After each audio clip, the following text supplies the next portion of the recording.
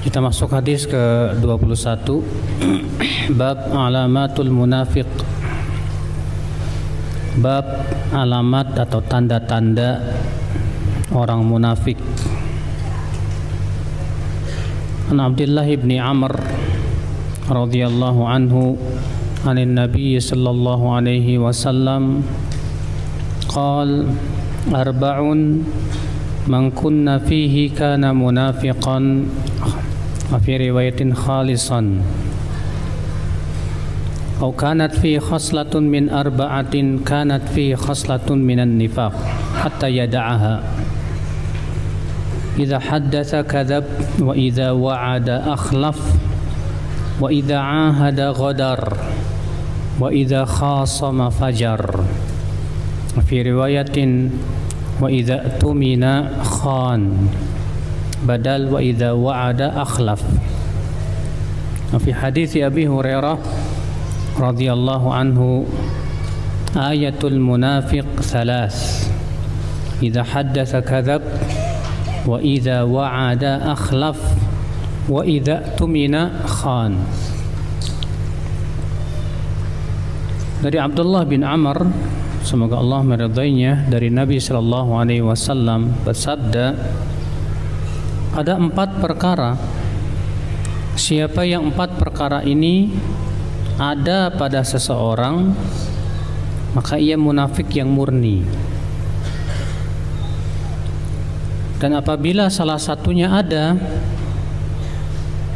maka ia berada pada salah satu cabang kemunafikan atau perangai kemunafikan sampai ia meninggalkannya.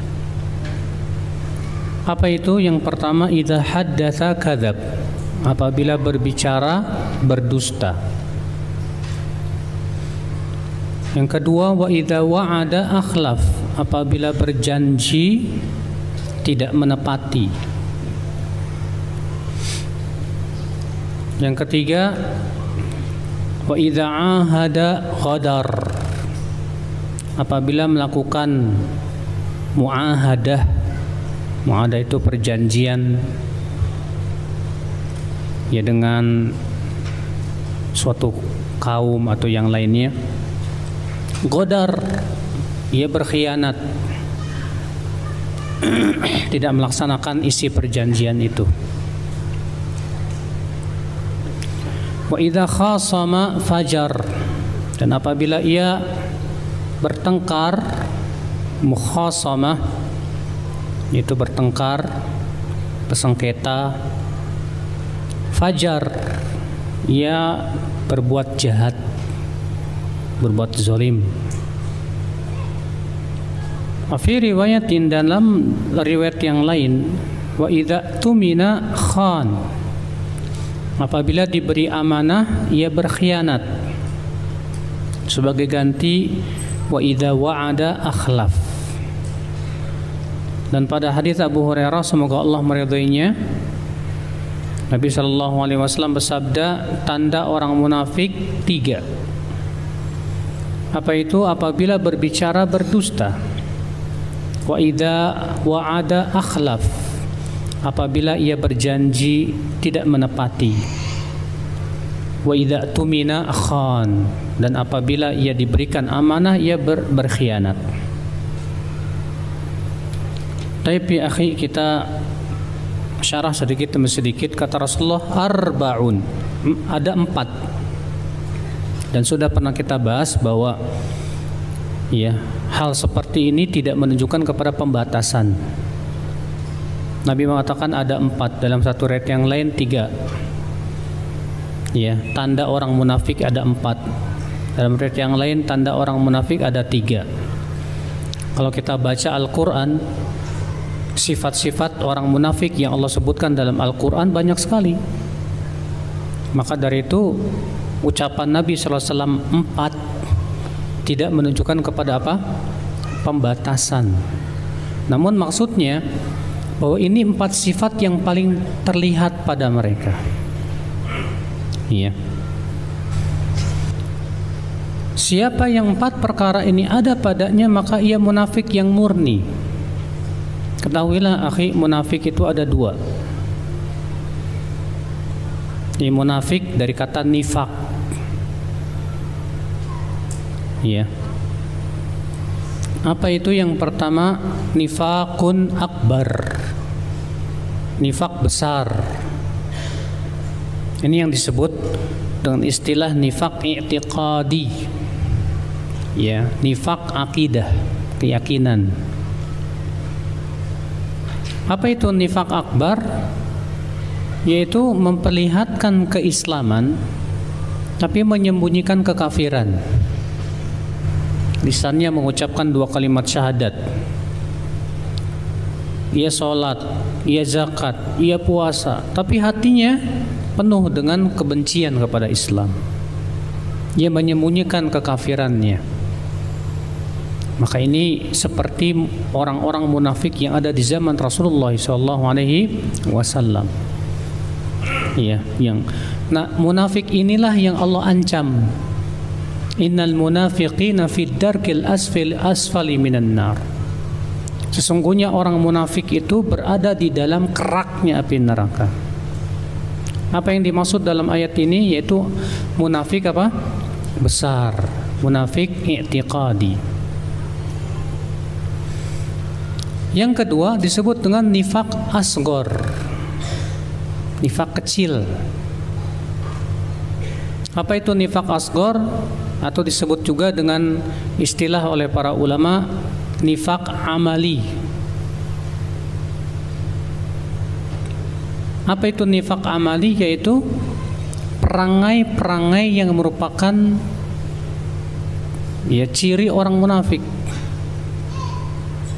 di mana Allah Subhanahu wa taala tidak menyebutkan nama-nama munafik satu persatu, tapi Allah menyebutkan ciri-ciri mereka secara umum. Ya. Apa bedanya nifak i'tiqadi dengan nifak amal, Pak? Nifak i'tiqadi itu di sisi Allah dia kafir. Kalau ia wafat di atasnya maka ia kekal dalam api neraka. Walaupun secara lahiriah kita anggap dia sebagai seorang muslim. Kenapa? Karena dia memperlihatkan 2 kalimat syahadat, dia sholat, dia zakat. Ya, karena ia memperlihatkan keislamannya kepada kita, sementara kita diperintahkan untuk menghukumi seseorang sesuai dengan apa? Lahiriahnya. Makanya Rasulullah SAW mensikapi orang munafik sebagai orang Islam, tidak, Pak? Iya. Walaupun di sisi Allah tentunya Allah yang Maha tahu. Ya. Adapun munafik yang kedua yaitu nifak amal, yaitu orang Islam yang dia memang beriman kepada Allah, beriman kepada kehidupan akhirat, beriman kepada para rasul semuanya, namun ia jatuh kepada salah satu daripada perangai kemunafikan. Ya, misalnya ia suka berdusta, misalnya ia suka tidak menepati janji, misalnya dia kalau diberikan amanah tidak amanah. Maka apakah pelakunya disebut munafik secara mutlak? Tidak. Tapi pelakunya disebut fasik. Pelakunya disebut apa? Fasik. Apa itu fasik, Pak? Yaitu pelaku dosa besar. Iya. Apakah mengeluarkan dari Islam? Tidak.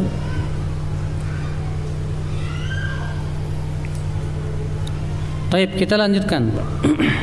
Ada 4 perkara. Siapa yang 4 perkara ini ada pada diri seseorang, maka ia munafik yang murni. Artinya lengkap sudah ciri-ciri kemunafikan yang ada pada dia. Dan kalau ada salah satu dari sifat kemunafikan, maka ia berada di salah satu cabang kemunafikan sampai ia meninggalkannya. Artinya ia fasik pelakunya, ia pelaku dosa besar. Apa yang pertama, Pak? Idza haddatsa kadzab. Apabila berbicara berdusta. Ini ciri yang pertama orang munafik kalau ia berbicara itu berdusta. Apa itu dusta, Pak? Dusta itu mengabarkan sesuatu yang tidak sesuai dengan kenyataan. Ya, itu namanya dusta. Misalnya kenyataannya A, antum kabarkannya apa? B. Maka itu adalah dusta. Maka dari itu, ya akhal Islam, kalau kita melihat di zaman Rasulullah SAW, orang-orang munafik itu dusta kepada Allah dan Rasulnya. Mereka menyatakan asyhadu an la ilaha illallah, tapi ternyata hatinya tidak beriman, dan ini kedustaan yang besar. Ya, ikhwata Islam azani Allah wa iyyakum. Dan disebutkan dalam hadis Nabi SAW, innal kadhib yahdi ilal fujur, wa innal fujur yahdi ilan nar, wa inna rajul la yakdzib hatta yuktab indallahi kadzaban. Sesungguhnya dusta itu menyeret kepada kejahatan. Kejahatan itu menyeret kepada apa? Api neraka. Dan seseorang senantiasa berdusta sampai ditulis di sisi Allah sebagai seorang pendusta. Bayangkan kalau kita dikenal oleh Allah sebagai pendusta, bagaimana, Pak? Rasulullah mengatakan dusta itu menimbulkan apa? Kejahatan. Dan memang benar, Pak. Berapa banyak di zaman sekarang orang-orang yang menggunakan dusta untuk menyebarkan apa? Provokasi, berita-berita hoax, ya, mengadu domba dan yang lainnya. Dengan cara apa? Dusta. Maka dari itulah ya akhal Islam azani Allah wa iyyakum, ya, seorang mukmin itu harus betul-betul jangan sampai dia pertama memudah-mudahkan yang namanya berdusta, Pak.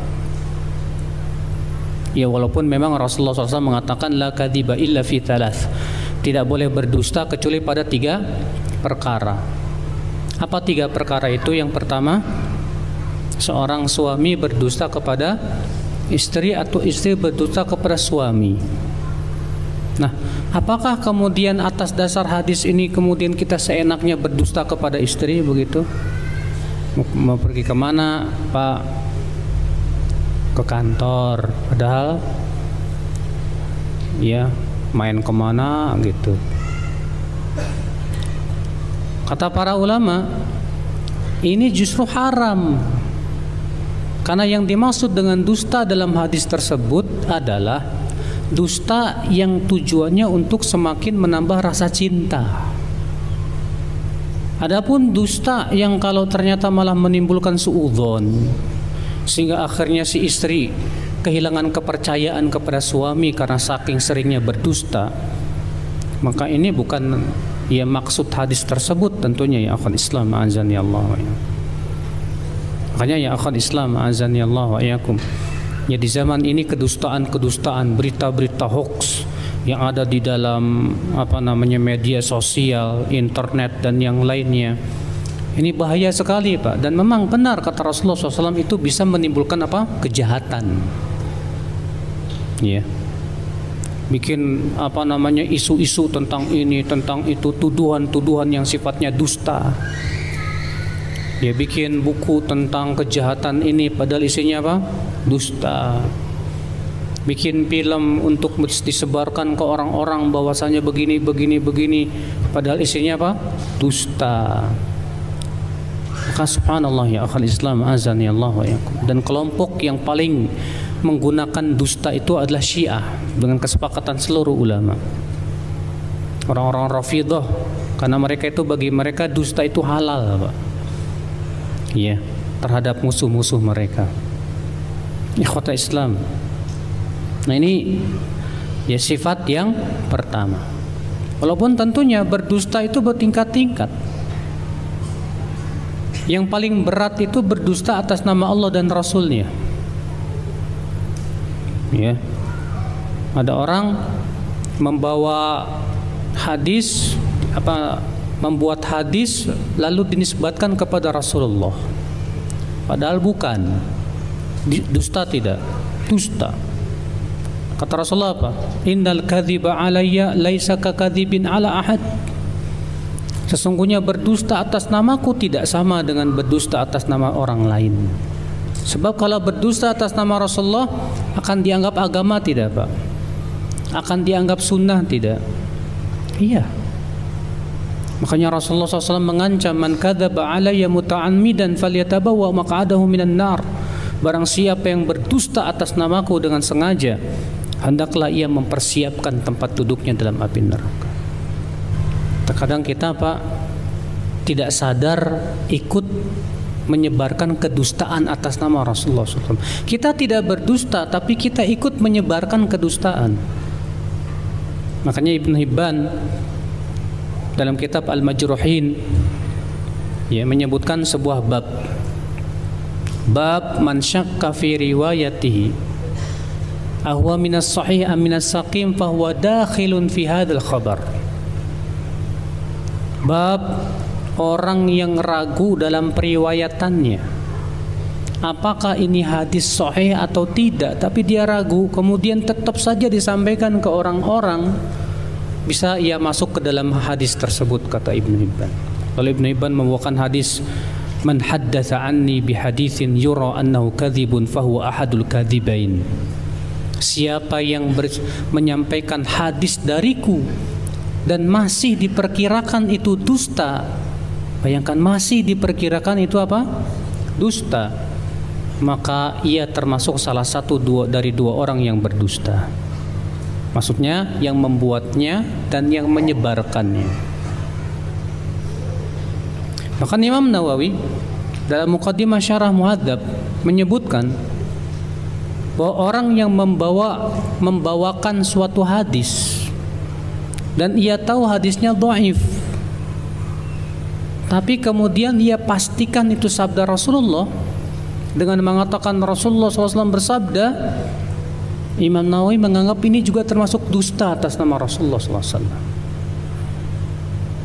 Iya, karena kata Imam Nawawi, kalau kita tahu hadis itu dhaif lalu kita bawakan, ada adabnya. Adabnya bagaimana? Dengan cara menyebutkan dengan kata-kata ruwiya, hukiya, diriwayatkan, dihikayatkan. Adapun memastikan ini sabda Rasul, bisa jadi termasuk kedustaan atas nama Rasulullah sallallahu alaihi wasallam. Nah, ini akhwat Islam. Orang yang berfatwa tanpa ilmu termasuk berdusta atas nama Allah, Pak. Allah berfirman, wala tasifu alsinatukumul kadhiba hadza halal wa hadza haram litaftaru 'ala Allahil kadhib. Jangan sekali-kali lisan kalian mensifati ini halal ini haram tanpa ilmu, sehingga kalian pun berdusta atas nama Allah. Tuh lihat, orang yang mengatakan ini halal ini haram tapi nggak ada ilmunya dari Allah dan Rasulnya, sama saja ia berdusta atas nama Allah. Makanya hati-hati, terutama kita para penuntut ilmu, jangan sampai mengatakan ini halal ini haram tanpa dalil. Ya, karena hukum halal haram itu hanya milik Allah, bukan milik kiai, bukan milik siapa-siapa. Harus ada keterangannya langsung dari Allah Subhanahu wa taala. Ya. Allah berfirman, innal ladzina yaftaruna 'ala Allahil kadhiba la yuflihun. Sesungguhnya orang-orang yang membuat kedustaan atas nama Allah tidak akan beruntung selama-lamanya, kata Allah. Mengerikan. Demikian pula dusta atas nama ulama, mengatasnamakan ulama fulan padahal enggak, mengatasnamakan ulama anu enggak padahal enggak. Nah, ini juga bahaya ya akhwat Islam. Maka ya akhwat Islam, ya, berusahalah ketika kita menukil perkataan seorang ulama, kita cek dulu benar apa tidak, supaya kita tidak termasuk orang yang berdusta atas nama para ulama juga. Iya. Kemudian perangai yang kedua, apabila dia berjanji berdusta, tidak menepati. Kalau dia berjanji tidak menepati, Pak. Banyak di antara kita, Pak, ketika misalnya berkata kepada teman kita, insya Allah besok saya datang. Ternyata tiba-tiba tidak datang tanpa udzur syar'i, maka ini termasuk tidak menepati janji. Loh kan saya bilang insya Allah Ustadz.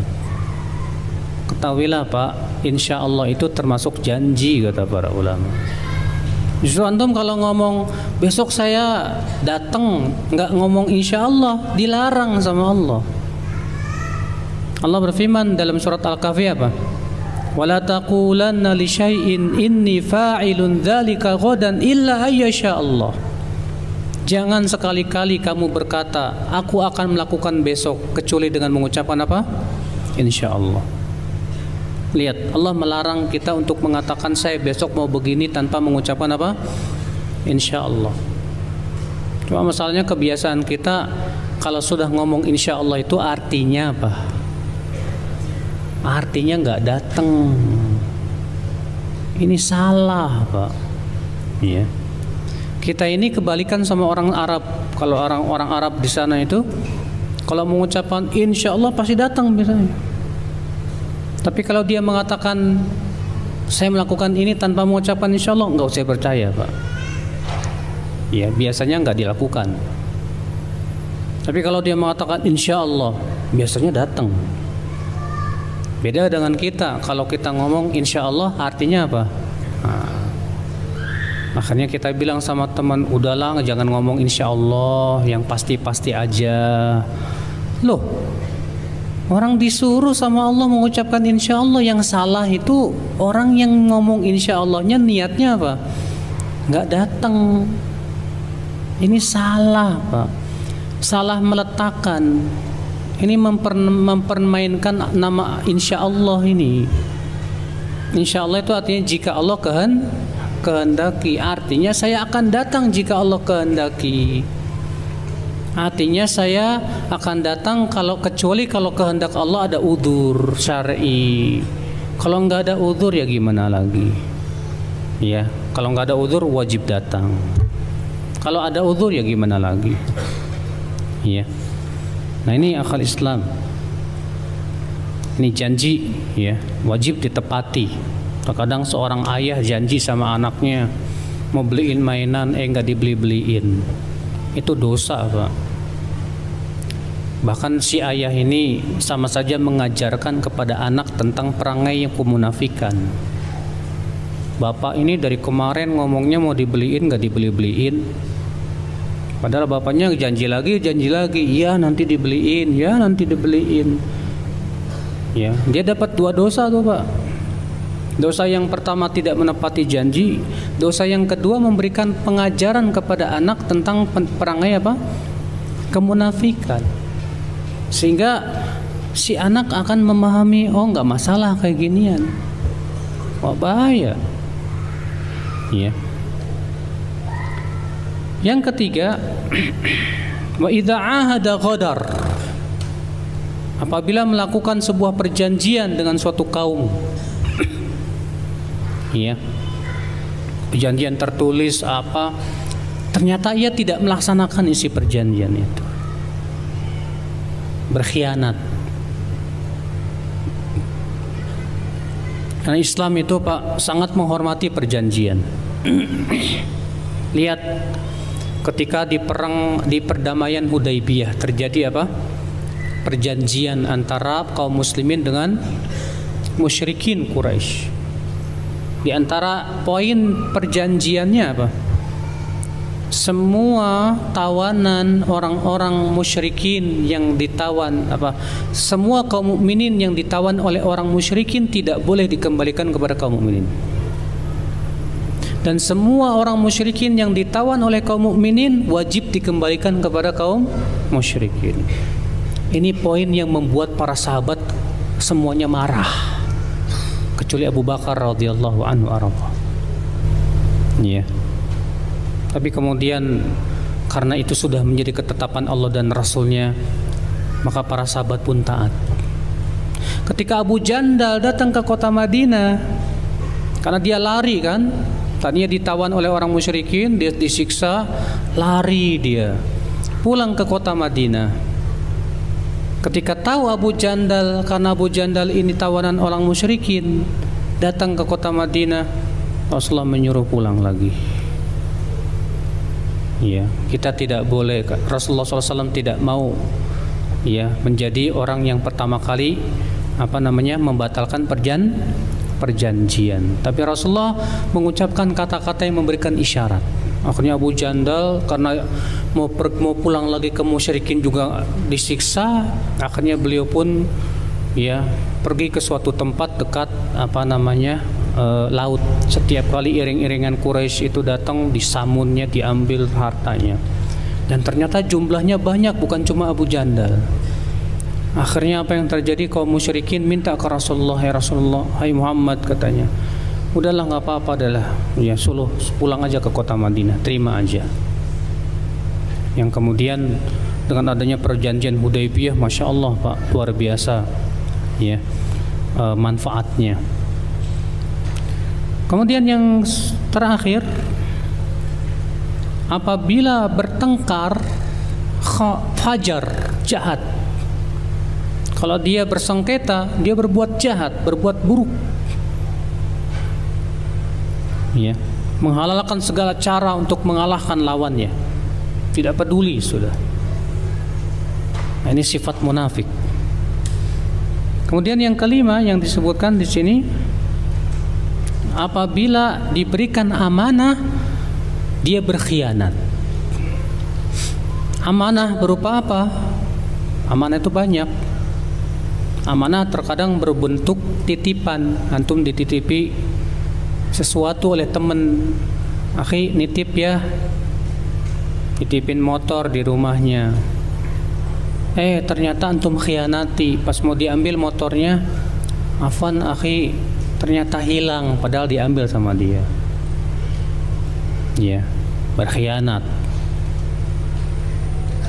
Amanah juga berbentuk apa Pak? Kepemimpinan, kedudukan. Antum misalnya ditunjuk sebagai ketua DKM, antum ditunjuk misalnya sebagai ketua sebuah perkumpulan, antum ditunjuk sebagai ketua bidang dakwah, ternyata antum sia-siakan. Nah, ini perangai kemunafikan juga ya. Ya.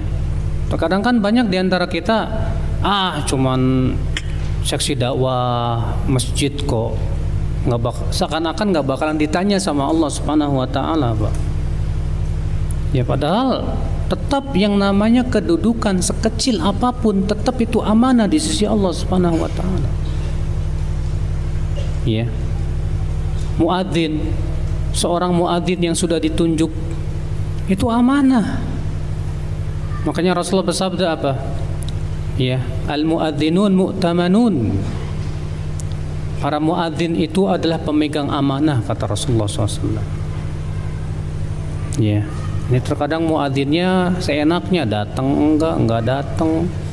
Akhirnya terkadang enggak ada yang adzan, mana yang adzan ini, enggak ada yang adzan. Ya, di mana amanahnya? Kalau dia nggak bisa adzan, harusnya dia beritahu dong ke pihak DKM, ke pihak sini, oh maaf, hari ini saya nggak bisa adzan, tolonglah siapa yang bisa ganti gitu. Tapi karena nggak ada amanah, ya gimana? Akhirnya seenaknya aja. Ini juga ya akhwat Islam, seorang imam yang sudah dijadikan imam tetap di suatu masjid juga sama, ya. Berarti dia sudah diberikan amanah dan yang lainnya. Kita masuk bab mathalul mu'min wal munafiq. Bab perumpamaan orang mukmin dan munafik. Bagi yang mau bertanya, silahkan dipersiapkan pertanyaannya.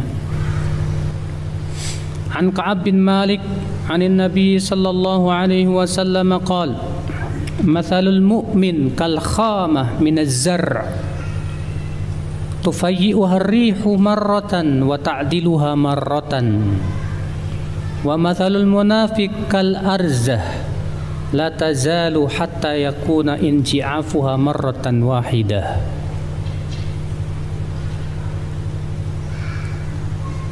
Dari Ka'ab bin Malik, dari Nabi sallallahu alaihi wasallam, beliau bersabda, perumpamaan seorang mukmin seperti khamah. Khamah itu pohon yang berakar serabut, Pak. Akar serabut, dan dia itu lentur kayak apa ya? Kayak alang-alang. Ya. Kayak alang-alang dan sejenisnya. Itu namanya khamah. Perumpamaan seorang mukmin itu seperti khamah minaz-zar', ya, dari tanaman. Tufayyu ar-rihu marratan, di mana ia ya di apa? Kalau begini-begini apa namanya, Pak? Hah? Jadi kalau kena angin begini, ke angin gini lagi, apa namanya? Hah? Ya dipermainkan angin gitu. Terkadang condong ke kanan, terkadang condong ke kiri, terkadang ini. Ya. Tufayyu harrihu marratan, yang dicondongkan oleh angin terkadang. Kalau angin lagi deras dia condong merunduk. Ya. Wa ta'diluha marratan, dan terkadang ia tegak lagi. Ketika angin telah pergi, tegak lagi. Ketika angin datang, merunduk lagi. Dan subhanallah, Pak, tanaman yang seperti ini nih, kayak alang-alang, sehebat apapun angin kencang, itu nggak tercabut sama sekali, nggak patah. Dia nggak patah. Antum lihat ya, kalau alang-alang kena angin yang sangat besar itu, ya paling meliuk-liuk, tapi nggak patah dia. Iya. Nah itu perumpamaan seorang mukmin. Artinya maksudnya gimana sih? Artinya seorang mukmin itu tidak lepas hidupnya dari ujian dan cobaan. Terkadang ia diuji dengan ujian yang berat sampai dia merunduk, tapi tidak sampai mematahkan keimanannya, tidak sampai ia berputus asa dari rahmat Allah Subhanahu wa taala. Nah itu perumpamaan orang yang beriman, bagaikan khamah, ya alang-alang atau yang sejenisnya. Wa mathalul munafiq kal arzah. Adapun orang munafik seperti pohon aruz, nasi, padi. La tazalu hatta yakuna ji'afuha marratan wahidah. Dia akan senantiasa berdiri ya sampai langsung dipatahkan. Biasanya kan kalau lagi panen langsung bat dah habis saja udah. Sebagian ulama menafsirkan arzah di sini maksudnya pohon yang kokoh berdiri.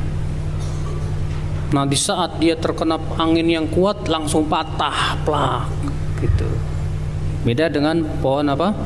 Alang-alang. Kalau alang-alang ya dia meliuk-liuk sana sini tapi tidak sampai apa? Patah. Iya. Fi hadits Abi Hurairah, dan dalam hadis Abu Hurairah binahwi mirip dengannya, dan disebut di situ mathalul mu'min yukaffa'u bil bala.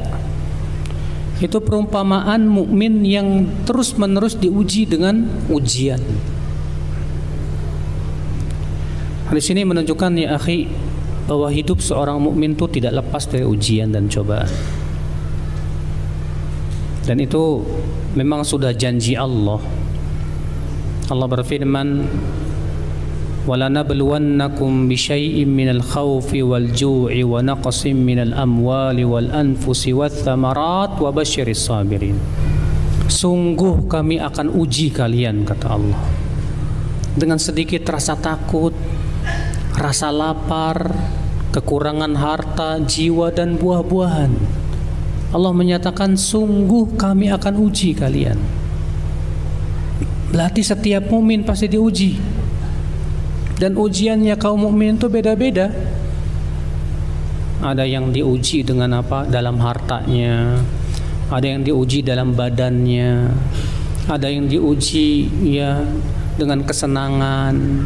Ada yang diuji ya dengan ya macam-macam, dengan teman-temannya, diuji dengan istrinya, diuji dengan keluarganya.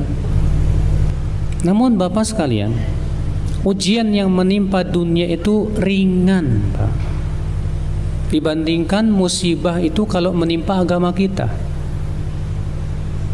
Makanya Rasulullah SAW minta kepada Allah, wala taj'al musibatana fi dinina.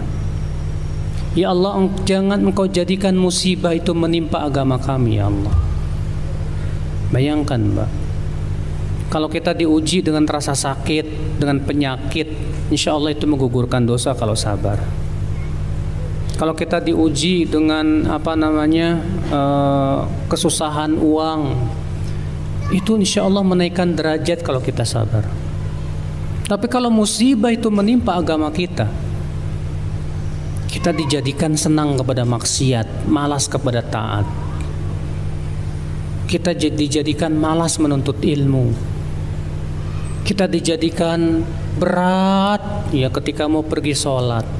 Ini wallahi hakikatnya musibah, Pak. Rasulullah SAW berlindung. Rasulullah SAW berdoa kepada Allah, ya Allah, jangan engkau jadikan musibah itu menimpa agama kami. Makanya akal Islam, ujian pasti menerpa setiap mukmin, dan itu pasti. Jangan Anda menganggap saya ingin beriman tapi saya tidak ingin diuji. Gak mungkin. Karena itu sudah janji Allah juga. Allah berfirman, Alif Lam Mim, ahasiban nasu ayyutraku ayyaqulu amanna wa hum la yuftanun. Apakah manusia mengira akan dibiarkan berkata kami beriman sementara tidak diuji? Gak mungkin. Makanya aneh ketika ada seorang ibu-ibu bilang ke saya begini, Ustadz, semua perintah Allah sudah saya lakukan, semua larangan Allah sudah saya tinggalkan, bahkan yang sunnah-sunnah saya berusaha untuk saya lakukan, tapi kenapa ujian masih menerpa hidup saya? Lah, aneh, Pak. Jadi dia beribadah hanya ingin tujuannya supaya tidak apa? Tidak diuji. Salah. Ibadah itu tujuannya untuk menguatkan hati kita di saat kita diuji. Kalau ujian pasti menerpa. Tapi dengan kita bertaqarrub kepada Allah, kita beribadah kepada Allah, itu menguatkan hati kita untuk menghadapi apa? Ujian demi ujian. Makanya lihat Rasulullah SAW ketika berdakwah di kota Mekah, berdakwah menghadapi berbagai macam ujian dan rintangan. Apa yang Allah berikan kepada Rasulullah SAW? Perintah untuk sholat tahajud, bertaqarrub kepada Allah. Ya, tujuannya apa? Menguatkan hati di dalam menghadapi berbagai macam apa? Rintangan tersebut. Ketika Rasulullah mengabarkan akan munculnya fitnah, ternyata Rasulullah menyuruh apa? Untuk ya banyak bertaqarrub kepada Allah, terutama di waktu malam. Tujuannya apa? Supaya kuat kita di dalam menghadapi ujian dan cobaan. Iya. Maka dari itulah ya akhi, siapa yang ingin dia sabar dan kuat dalam menghadapi ujian dan cobaan, hendaknya ia memperkuat taqarrubnya kepada Allah. Dan kalau kita jauh dari Allah, jangan salahkan kalau kita pun tidak akan sabar menghadapi ujian yang menerpa. Terkadang panjangnya ujian itu yang membuat iman kita semakin tipis, Pak. Saya udah berobat bertahun-tahun, penyakit saya nggak sembuh-sembuh. Padahal saya sudah berobat sana, berobat sini. Saya sudah berdoa, tapi kok nggak sembuh-sembuh. Akhirnya panjangnya ujian itu membuat dia ragu Allah ada apa enggak. Iya. Sampai ada orang mengatakan begitu, Ustadz, saya ini sudah 17 tahun kena sakit. Saya ini sudah berobat kemana-mana, tapi nggak sembuh-sembuh.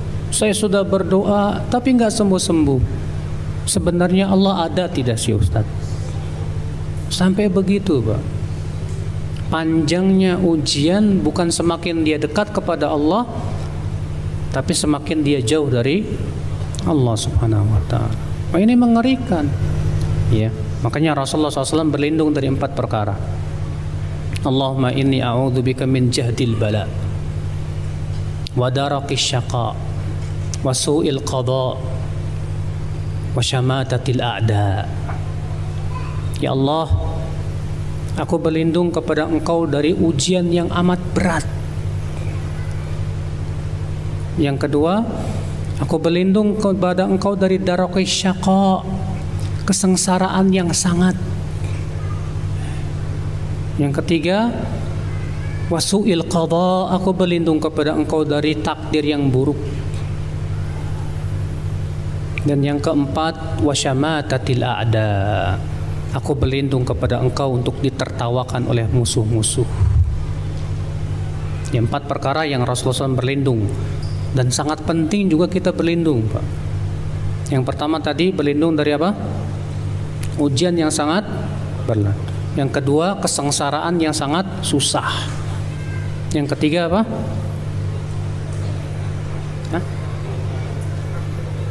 Aku berlindung kepada Engkau dari takdir yang buruk. Dan yang keempat, aku berlindung kepada Engkau ditertawakan oleh musuh. Nah ini ya, ikhwatal Islam, azani Allah wa iyyakum.